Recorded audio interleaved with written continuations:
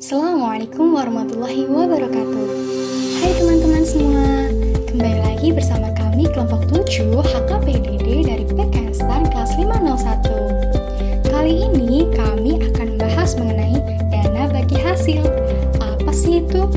Eits, tunggu dulu. Izinkan kami untuk dapat perkenalkan diri dulu ya. Di sini kami ada 3 anggota loh. Yang pertama ada saya, Caya Sarita Bunga Hati nomor absen 8, lalu 2 teman saya, Ibrahim Majid nomor absen 15 dan Tri Salva Septarina nomor absen 29. Sebelum itu, kita review tipis-tipis dulu ya. HKPD yang merupakan praktik diskusi Indonesia memiliki elemen penting, yaitu dana perimbangan. Ingat nggak? Nah, dalam dana perimbangan itu sendiri terdapat salah satunya yaitu DBH. Apa sih itu DBH? Yuk kita bahas lebih dalam. Dengarkan dengan seksama ya. Oke nih teman-teman, jadi apa sih itu dana bagi hasil? Eits, kalau teman-teman masih bingung, it's definitely okay. Karena di nota keuangan beserta RAPBN tahun anggaran 2022 nih, udah ada pembahasan mengenai dana bagi hasil. Di sana menyebutkan kalau DBH merupakan dana yang bersumber dari pendapatan APBN yang dialokasikan kepada daerah berdasarkan angka persentase untuk mendanai kebutuhan daerah dalam rangka pelaksanaan desentralisasi yang disalurkan kepada daerah berdasarkan realisasi penerimaan negara pajak dan penerimaan negara bukan pajak PNBP tahun berjalan. Nah, anggaran DBH ini ada 2 jenis. Yang pertama DBH pajak dan DBH sumber daya alam atau DBH SDA. Mulai tahun 2020 nih teman-teman, DBH udah dilaksanakan berbasis kinerja, baik pada saat proses pengalokasian maupun proses penyaluran, sesuai dengan ketentuan pada PMK nomor 139 tahun 2019 tentang pengelolaan dana bagi hasil, dana alokasi umum, dan dana otonomi khusus. Nah, teman-teman tahu nggak sih, kalau dalam pengalokasiannya, alokasi DBH tahun 2021 udah mempertimbangkan rata-rata alokasi DBH berdasarkan realisasi penerimaan paling kurang 3 tahun terakhir. Hal ini dilakukan selain untuk lebih memberikan kepastian bagi daerah, juga untuk dapat meminimalkan terjadinya deviasi antara realisasi penerimaan negara dengan rencana penerimaan negara yang ditetapkan dalam APBN tahun 2021 nih. Nah, selain itu, dalam rangka pengelolaan berbasis kinerja, penyaluran DBH juga memperhatikan kinerja daerah, khususnya dalam mendukung optimalisasi penerimaan negara dan pemeliharaan lingkungan. Eits, nggak sampai di situ teman-teman, karena kebijakan DBH pada tahun 2022 udah diarahkan untuk 4 hal. Yang pertama, alokasi DBH berdasarkan realisasi minimal 3 tahun terakhir yang bertujuan untuk meminimalkan potensi kurang atau lebih bayar. Yang kedua, penyaluran DBH berdasarkan realisasi penerimaan negara dan kinerja daerah dalam mendukung optimalisasi penerimaan negara dan pemeliharaan lingkungan. Ketiga, penggunaan DBH CHT atau cukai hasil tembakau untuk dukungan bidang kesehatan, kesejahteraan masyarakat, dan penegakan hukum. Serta yang terakhir adalah penggunaan DBHDR atau dana reboisasi untuk dukungan bidang lingkungan hidup dan kehutanan. Wih, keren banget gak sih? Nah, penyaluran DBH juga mengacu kepada realisasi penerimaan negara yang dibagi hasilkan atau based on actual revenue. Sehingga perlu dilakukan penyesuaian atas besaran DBH yang dialokasikan dengan realisasi penerimaan negara. Dalam hal terdapat selisih lebih dan atau kurang, alokasi DBH berdasarkan realisasi penerimaan dengan realisasi penyaluran DBH pada tahun anggaran berkenaan, maka akan diperhitungkan sebagai kurang bayar dan atau lebih bayar DBH untuk diselesaikan pada tahun anggaran berikutnya. Baik, selanjutnya DBH pajak. DBH pajak dibagikan kepada daerah berdasarkan 2 prinsip. Yang pertama, prinsip pengalokasian berbasis daerah penghasil atau by origin, yaitu daerah penghasil pajak mendapatkan bagian DBH pajak yang lebih besar dibanding daerah lain. Sedangkan daerah non-penghasil pajak hanya mendapatkan bagian berdasarkan pemerataan. Yang kedua, prinsip penyaluran berdasarkan realisasi penerimaan negara yang dibagi hasilkan atau based on actual revenue, yang berarti penyaluran DBH pajak dilakukan berdasarkan realisasi penerimaan negara yang dibagi hasilkan dari pajak dan cukai hasil tembakau pada tahun anggaran berjalan.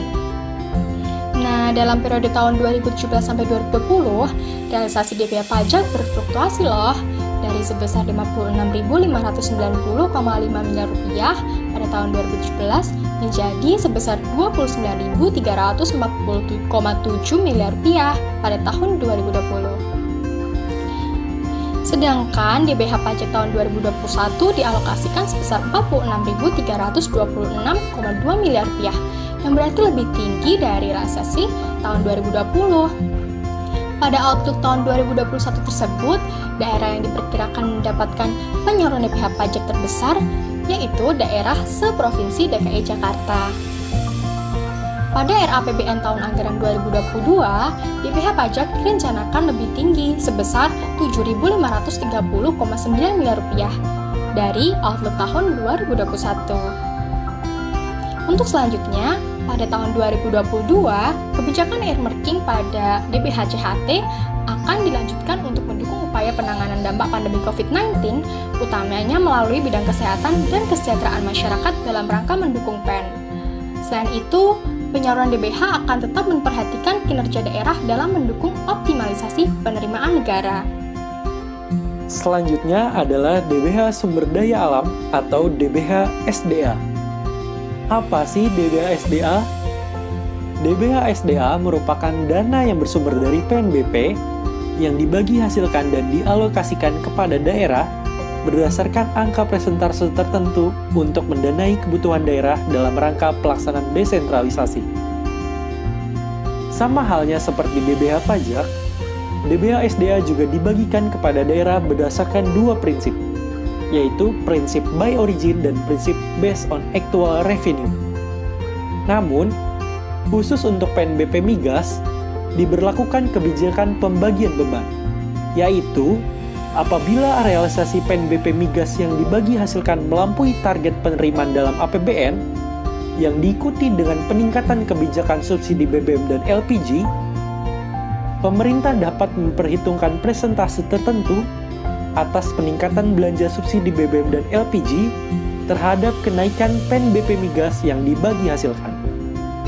DBH SDA dalam periode tahun 2017 sampai 2020 juga mengalami fluktuasi loh, dari yang nilainya sebesar Rp31.641,7 miliar pada tahun 2017 menjadi Rp25.000,9 miliar pada tahun 2020.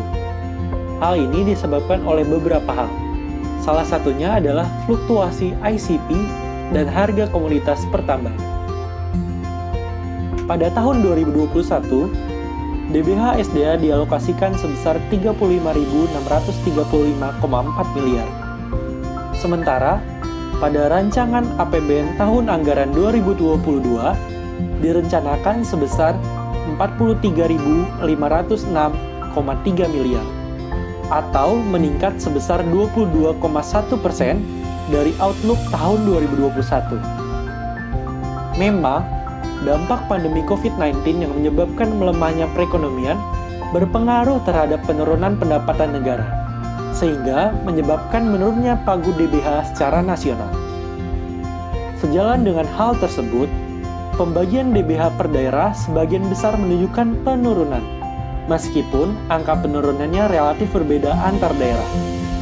Pada outlook tahun 2021, daerah yang diperkirakan mendapat penyaluran DBH SDA terbesar secara berurutan adalah Kalimantan Timur, Jawa Timur, dan Sumatera Selatan. Selanjutnya, DBH SDA juga diarahkan untuk mendukung upaya pelestarian lingkungan loh, melalui earmarking penggunaan DBHDR.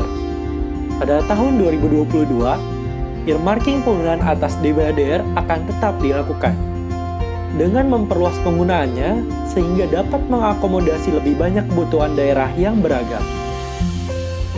Nah, itu dia tadi penjelasan DBH atau dana bagi hasil berdasarkan buku 2, Nota Keuangan beserta RAPBN tahun anggaran 2022.